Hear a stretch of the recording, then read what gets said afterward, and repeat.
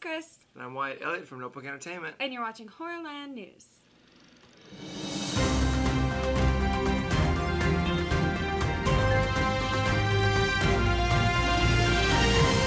Coming up on Notebook channel this week, on Wednesday, we're going to have a special Horrorland News segment so that I can talk about the Halloween Ends trailer. It drops on Wednesday. We're not sure what time, so keep an eye on the channel. Watching YouTube all day. Yep, and because we're going to do I'm not say a live reaction, but we're going to do a reaction same day. Oh, I'll have stuff to say, I'm sure. Mm-hmm. I'm sure. But we could go live, who knows? We'll see how much swearing I had. Right. And then Friday, we're going to premiere a new show. So this channel, we always kind of wanted it to be broadly about pop culture. It's just that we're very passionate about horror, so a lot of the shows tended towards horror. So the way that we do Horrorland News on Mondays, every Friday from now on, we're going to try and do pop culture news. And that's where we're going to talk about everything else that's not horror. That's not horror, right. That's where we're going to get our Marvel nerd on. That's, all that stuff. She really wants to talk about Bennifer. Oh my God, yeah. I'm going to have a celebrity section just because I need to talk about Bennifer. I'm pretty sure it's the whole motivation Jennifer for the Affleck. Show. Oh my God. So we're going to premiere that on Friday with all the news that you need to know about pop culture. So let's move on to TV Roundup. And no beer make Homer something. All right, so Are You Afraid of the Dark? For those who didn't know, they rebooted it a few years ago. They have it's individual seasons, and each season has a little subtitle, and it's different. So it's different from the show 90s Kids that we grew up with, that we watched on Snick. It's what we remember of the show was it was a group of kids, and it was mostly the same kids for a while. And at the beginning of new seasons, they would switch a couple of them out here and there. But it was basically they got around. Each one of them would tell a story each week, and we got to watch the story as it was being told. And they had some bangers in there. Like my sister was terrified of the Nosferatu one, where the vampire comes off the screen into the movie theater.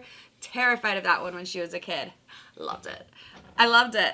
I never saw any of it. Oh my God, there's so many really good episodes. And a lot of people who are like giant stars now were in episodes. Like Ryan Gosling was in an episode. Nice. Yeah. Awesome. So it's fun to go back and watch the old episodes. And they might be on Paramount or wherever has Nickelodeon. I think it's Paramount. I think it is Paramount. They might be on there, I don't know. But the new seasons, they do it a little different. And the kids that are telling the story actually get involved in whatever the adventure is, I guess. I don't know because I haven't been able to watch the first and second season of this reboot. But after seeing the trailer, I'm going to watch the hell out of the third season because it looks really cool. It did look good. It's called Are You Afraid of the Dark? Ghost Island. It debuts on Nickelodeon July 30th with a 2-hour-long episode followed by 2 more chapters that are going to be released August 6th and August 13th.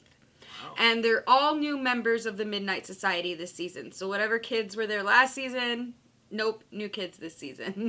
Did the previous seasons of the reboot, was it one story or was it... I think it was. I think it was one story. Like I said, I didn't get to watch it, but from what I remember from when they were releasing like promos and stuff, it is. It's one long story. Okay, which is different than the originals. Yes, because each episode was a different story and they didn't connect. And, that's what I thought. It was like Goosebumps. Yeah, it's just a bunch of kids. They got around. That was the setting. It was a bunch of kids got together in the woods and they had this little ritual where they throw sand into tonight for the honor of the Midnight Society. I present the story of and then the story popped up. Okay, it was really good. Like it was. Oh, I'm sure I would have loved it. I'm underselling it. Like it was really good. Yeah. So yeah, definitely check it out if you have kids or if you're just a big kid like me and you're into stuff that they're rebooting from the 90s because you lived for the 90s. I used to watch the Goosebumps on Fox Kids, and I was probably my late teens, early adulthood, Sure did. So I loved Tower of Terror. I loved it. I didn't care. I watched it.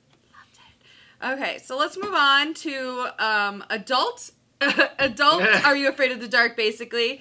American Horror Stories. Very adult. They finally released a full trailer, and guys, it does look good. It looks really good. It looks way better than last season. Yeah, it feels more like American Horror Story. Like, the last one really felt like a departure. They've got a lot more familiar faces this season. That could be so, returning to be in each of these little stories, we have Cody Fern, we have Max Greenfield, we have Nico Greitman, Dennis O'Hare, who I love. God, I love Liz Taylor. Like, oh my God, Dennis O'Hare is amazing. And Gabrielle Sidibe is in there as well. Or Sidibe, sorry. And then the new faces that they've cast are exciting too. They've got Dominique Jackson, Judith Light, Alicia Silverstone is supposed to be in one. Really? Bella Thorne, and Kabanze Wallace. I'm sorry, I know I'm not saying her first name right, but and then also she's not being credited as, new cast, but I recognized her in the trailer immediately. Madison Iceman, who was the girl who played the twins in the I Know What You Did Last Summer series that was on Amazon that we liked, but nobody saw. Nobody else watched, seemed to have seen it.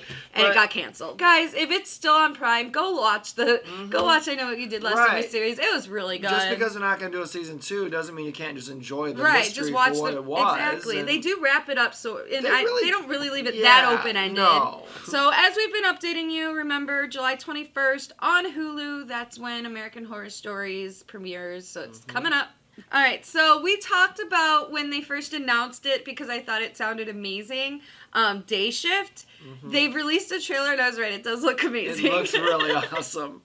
So it's Jamie Foxx, Snoop Dogg, and Dave Franco are basically vampire hunters. Like, that's all you need to know. That's all right. Well, it streams August 12th on Netflix, so definitely check it out. Yeah. We're going to. We'll probably do a review this on it. We should. Because it just looks like a lot of fun. It does. And it is a horror comedy, so don't go into it expecting full out horror. It is a horror comedy. Yeah.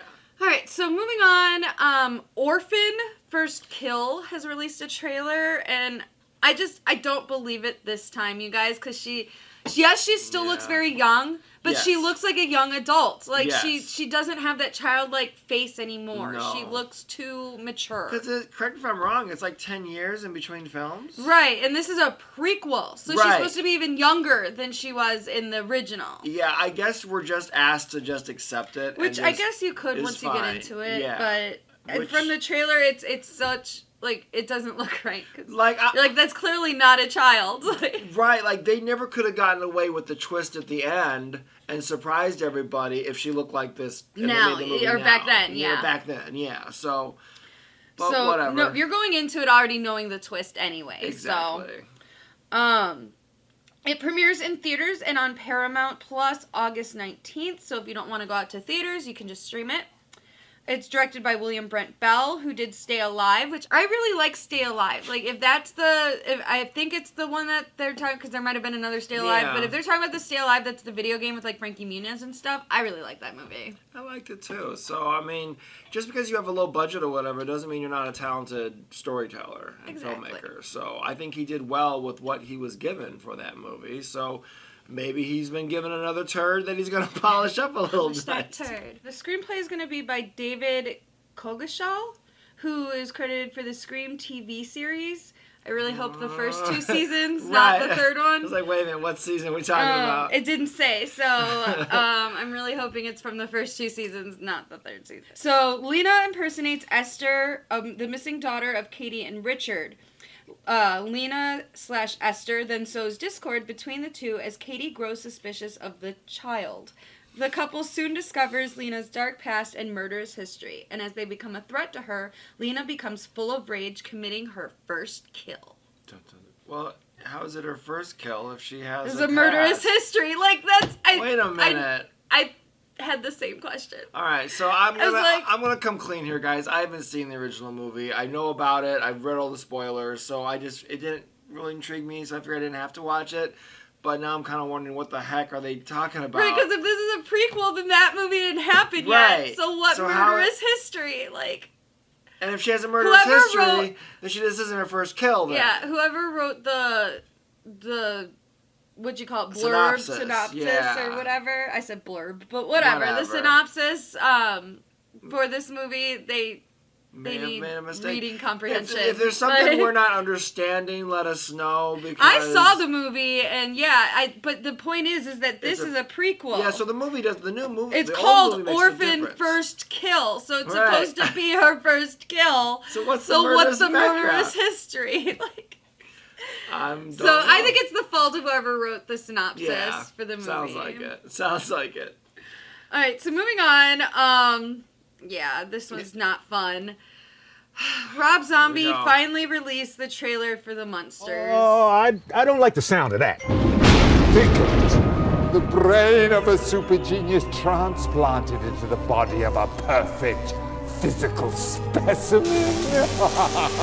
And I hate it. What the actual fuck is this trailer? I hate it like, so forget about the much. content. This trailer is the worst edited thing, worst presented I've ever seen in my life. And what was it shot on? It looks like it was shot on like a iPhone. HD camcorder, maybe an iPhone or something. Like, it's too saturated. The original teaser they got, which they intercut in here for some unknown reason, is in black and white.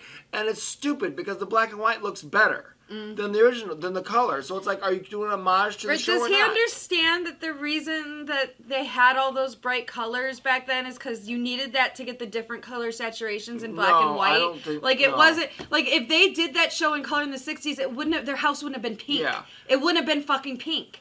Like, it would have looked more like the Addams Family house in the movies. Right. 'Cause that's what they were going for. Yeah. So I don't... And what is with I Herman's don't- face? He's blue. His in voice, some I of can't it? get over the voice. What is the Herman's voice? I've never heard Herman's voice done like this. I've seen so many interpretations of it, but they usually try to copy the original at Fred Gwynn. And I'm not saying you have to be Fred Gwynn, but this is like he sounded like a little boy half the time. Like, he it was sounds like creepy. he's squealy and squeaky and just what the actual fuck. And Sherry Moon cannot act. No. She cannot fucking act. I'm sorry. I'm I- sorry, but she can't. She is doing the worst impression of Lily Munster. The that, worst. And I've seen understand- cosplayers do better. I don't understand the storyline of this movie. It's a prequel, but she looks like she's 40 or 50 50 already. years older, right? You know? And then, like, so I guess Eddie's not in it, fine, whatever, but, like, the jokes don't land. The timing is off. From Transylvania. That's a strange way of saying hello. Oh, I guess we're gonna have to get used to it.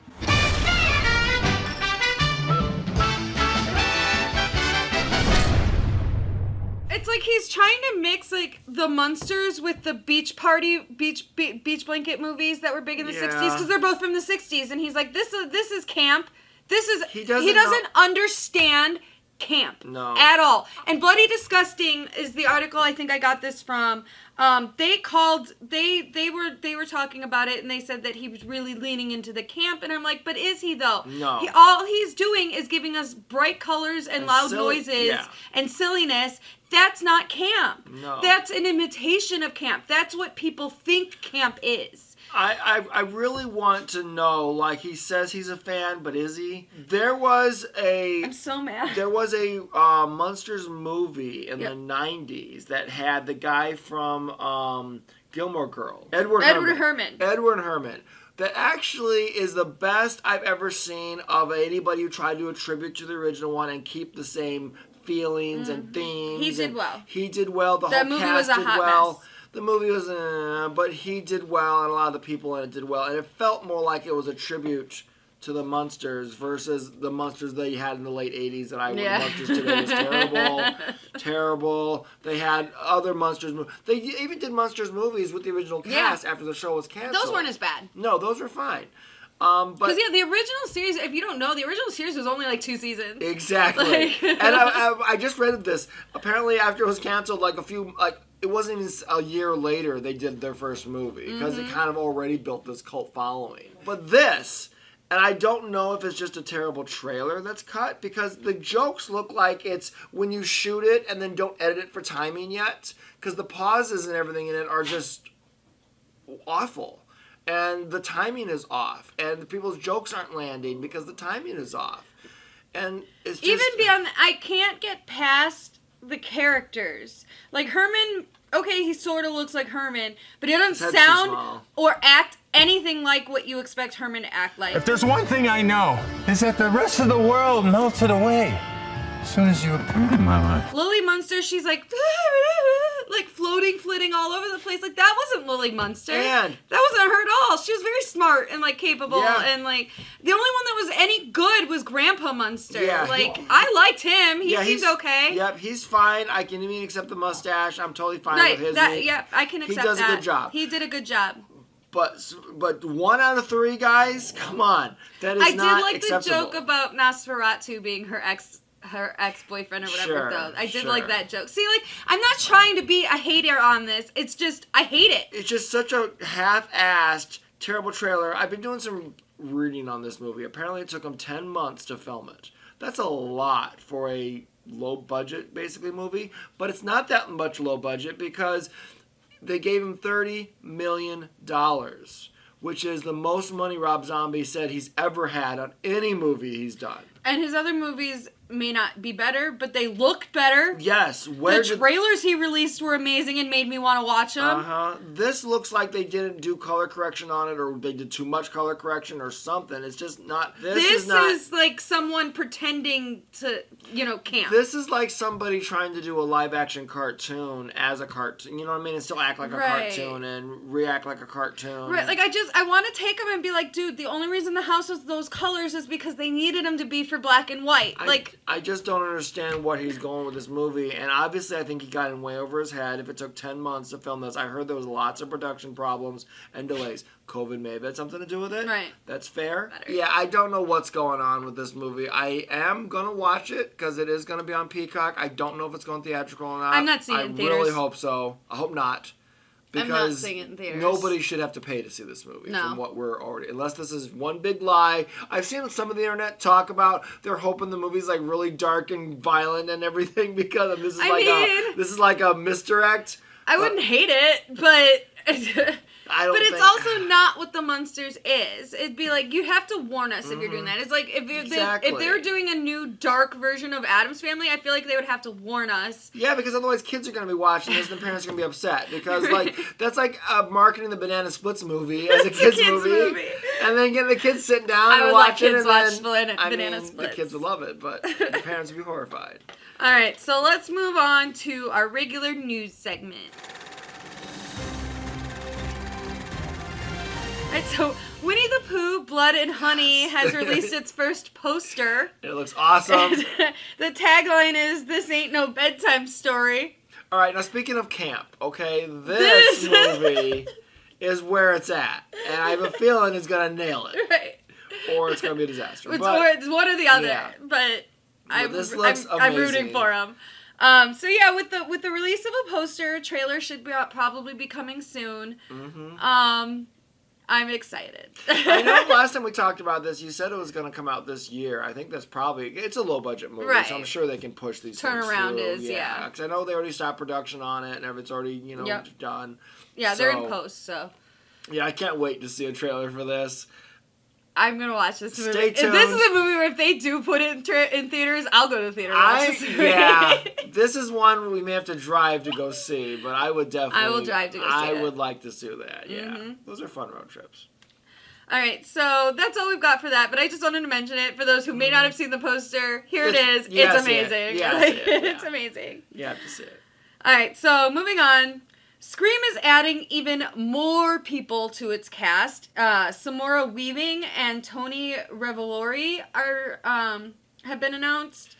That makes sense, since she was in Ready or Not. I get it.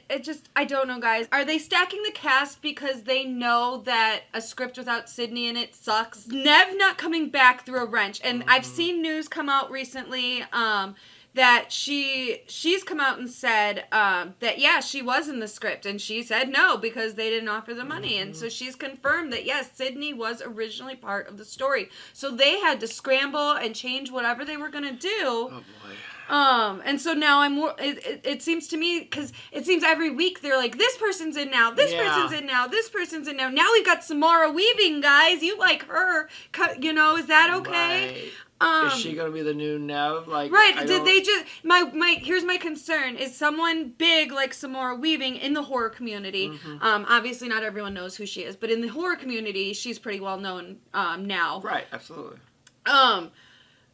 Did they just switch the name? Like, did they take Sydney's character, name her like Melinda, and they're like, this is now who Samara Weaving's playing? Is she? Oh God, I hope not. Yeah, could be though.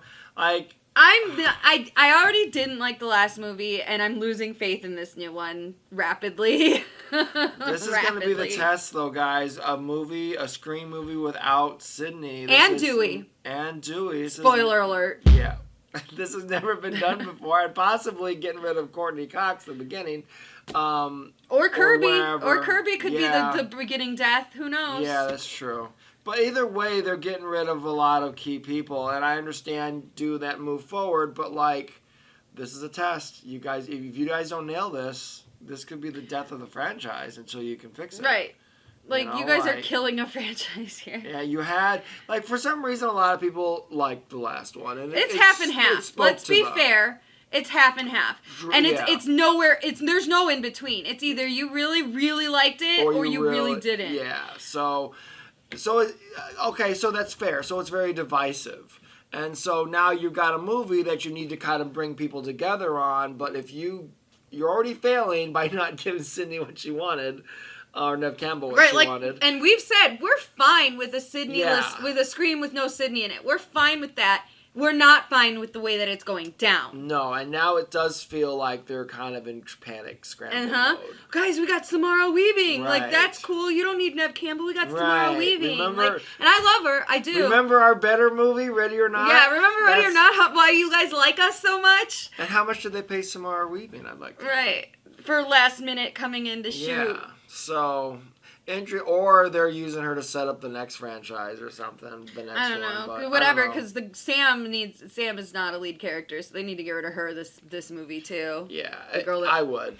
I would get rid of her and keep the other girl. Sam Carpenter. Yeah, so stupid. Anyway. So let's move on from Scream because it makes me mad. A new M. Night Shyamalan movie's coming. Oh, boy. Knock at the Cabin wrapped filming last month. And I'm not excited. I've never been a fan of M. Night Shyamalan. His movies to me have always been extremely predictable. I've always been able to call the twist endings for every single one of them. I liked him for a brief moment after Unbreakable. And then The Village came out. Because The Sixth Sense never did it for me. I saw it way after I knew it was what out. was happening as it was happening. Like, I didn't get spoiled on it or anything. But as I watched the movie, I was like, oh, he's clearly already dead. Yeah. Like, I had already heard the spoiler and everything by the time I saw it. Because I saw it on video. And, it's just storytelling. If you can recognize storytelling, then he's not that big of a shock, you guys. No. And the way I've always seen The Sixth Sense is that it's basically an experiment in film to see if you can get people to believe this, is what it was. It was like, hey, the story doesn't make any sense. He wouldn't not realize he was dead. Yeah, there's a lot of issues. Because there's a lot of daily activities that would not happen. Right. So anyways, but Unbreakable, to me, I felt that was a solid movie. It was a solid surprise at the end. It was a great tribute to comic books. I loved it. And then The Village came out, and I predicted it immediately. Mm-hmm. And then he just, after that, and then I was out, though, pretty much before that, but after Glass came out. I refused to even watch it. I already heard the spoilers and how he treated the characters, and I'm just like, why would I want to watch this? This is the stupidest thing. Split almost had me for a minute. Yeah. But I don't like it either. Like, I never watched it. I heard the spoiler. I wish I would have seen it in theaters not knowing and then stayed for the credits and seen it. But that experience is gone, and he's never going to have it again. Like, James McAvoy's really good in that movie, but I don't like it. I just don't like it. Yeah. I just don't like his films. But this one does intrigue me because it is based on Paul Tremblay's book, The Cabin at the End of the World. And I've read this book. Paul Tremblay, if you don't know, if you're not a reader, he's a big horror author. He writes a lot of horror. And I read The Cabin at the End of the World, and I did like it. Is there a twist at the end? Of course. The thing is this is where I'm nervous again. So Paul Tremblay has been quoted as saying, like the majority of adaptations, there will be story changes and differences compared to the book. So my readers will still be surprised by the film. And I don't like that. I don't like it. That's how they spin it when somebody involved doesn't like. I don't think he likes the movie, guys. I don't think that he likes the movie that they made based on his book. I have learned that from people who have made video game movies to book adaptations to comic book adaptations. Well, the changes are the changes are dumb, and you know they're dumb, but that's how you gotta sell it. Right. I'm like, that does not make me feel confident about this movie. But he even changed the title because his movie is called Knock at the Cabin. Which I kind of get it, but it's still, if you ever read the book, you're not like, what? Knock at the Cabin? What kind of title is that? You know, it just makes me think of Cabin in the Woods. And The Cabin at the End Dead. of the World is a way better title. Yeah. Like, whatever. It's starring though, so this is where it again gets interesting to me. It's starring Dave Bautista, Rupert Grint. Nikki Amuka Bird, who I'm not sure who that is, Ben Aldridge, and Jonathan Groff. So, I mean, I'll go see... M. Night, I'm not sure how you're still getting these famous people to sign on your movies. I think Dave Bautista just likes acting so much. Yeah, like, he might be just having fun. Right. And that's fine, because as an actor, maybe it's an experience to work with him and all this kind of stuff. But, my God, we've been burned so many times by this guy. I know. All right, so let's move on to our indie film spotlight. My advice to young filmmakers, make a movie every week. Make films, no matter what anybody says, and you'll be a filmmaker. All right, so this movie is called Drip. I forgot to write down the YouTube channel, but I'll put it in the description below. Yeah, but it's only 8 minutes, 35-second runtime, so it's not that long. Written and directed by Sidney Fenton and starring Elle Harris. So, when strange sounds in her new home prevent Elle from enjoying a relaxing night alone, she begins to suspect an evil presence. As she discovers the true intentions of her tormentor, her night becomes a fight to survive. I did like this. The tub scene was amazing. The tub scene was really well done. I love the tub scene. Yeah, I was getting ideas watching that. The tub scene is very well done. I think it's very well shot. I think the girl in it is very good. She was a good actress. She has to keep you watching, and she does. You know, like, in the end, I guess it's ultimately just a anticlimactic ending. Yeah, it's a typical short film in the way that it's just something creepy is happening, and they're building up to it, and then it's boom, it's over. So it's one of those, which is fine. It'd be like the beginning. I could see this being the beginning of a bigger movie. Like, Correct. This is how this movie opens, and then this is the first death, and then it goes out, it explores from there. And it works on that level. And I think that I like to think that people who make these short films do have bigger ideas for them, you know, and sometimes it's been proven that they do. And that this is how you get them out there, and this is how you show that you can create suspense, that you can create tension. And on that level, it really works. So I feel that it's totally worth your 8 minutes to watch this movie. I think there's a talented filmmaker in the works here. I don't think it's like the most original thing in the world. No. But, however, like, when you hear the title Drip, it made you think of something different than what it is. Yep. You know? So, and I respect him for not going with what you would think it was. So. Yeah, it's not completely obvious. No, it's and not. I also really like, and I don't know, sometimes actors will just do it because it's what they would normally do, but I really like when characters act like normal people would, and especially females, because a lot of times women on screen do things that real women would never do. Like, take my clothes off. Right. So her, like, when she's grabbing stuff and she's walking around and she takes her phone and just shoves it down the front of her shirt. I love that. Like, I paid attention. Like, that drew my attention because I'm like, yes. Because boobs are like an extra pocket because we don't have a lot of pockets in our clothing. So every girl has done that where she's like, oh. But yeah, I liked it. I would say check it out for sure. Like, you know, it's worth 8 minutes of your time, for sure. And check out the rest of their channel while you're there. And if you like the rest of what they're producing out, like I said, we didn't get a chance to check it out. We'll leave a link in the description below. And then while you're down there, make sure you hit our bell. We've got our new news show on Friday. And all kinds of things that we're working on. Yep. So make sure you hit that bell so you know when we are posting videos. So on that note, I think I've said enough. So I'm going to shut up. All right. Good night. Good fight. Okay. A man that every time he enters my crypt, it's like a stake through my dead black heart. I can whip you up a humpy down in the land. Oh no. Remember what happened last time? He was batty. I'm gonna go.